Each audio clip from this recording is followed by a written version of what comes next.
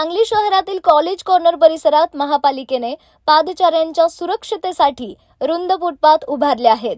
मात्र सध्या या फुटपाथवर फळ विक्रेते, फेरीवाले आणि इतर लहान व्यावसायिकांनी व्यवसाय थाटल्याने नागरिकांना फुटपाथचा वापर करता येत नाही। परिणामी पादचाऱ्यांना वाहनांच्या गर्दीतून रस्त्यावरून चालावे लागत असून वाहतुकीची कोंडी आणि अपघाताचा धोका वाढला आहे। कॉलेज कॉर्नर हा शहरातील अत्यंत वर्दळीचा परिसर असल्याने सकाळ सायंकाळ वाहनांच्या लांबच लांब रांगा लागतात। फुटपाथवरील अतिक्रमणामुळे रस्त्याची उपयुक्त रुंदी कमी झाल्याने वाहतूक विस्कळीत होत असल्याची नागरिकांची तक्रार आहे। या पार्श्वभूमीवर महापालिका आयुक्त संजिता मोहपात्रा यांनी अतिक्रमण विभागाला कारवाईचे आदेश दिले आहेत। मात्र केवळ अतिक्रमण हटवून हा प्रश्न कायमस्वरूपी सुटणार नाही।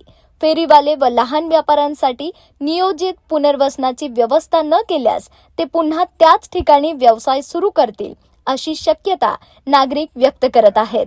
त्यामुळे अतिक्रमणावरील कारवाईसोबतच पर्यायी जागा उपलब्ध करून देत शाश्वत तोडगा काढण्याची मागणी होतीये।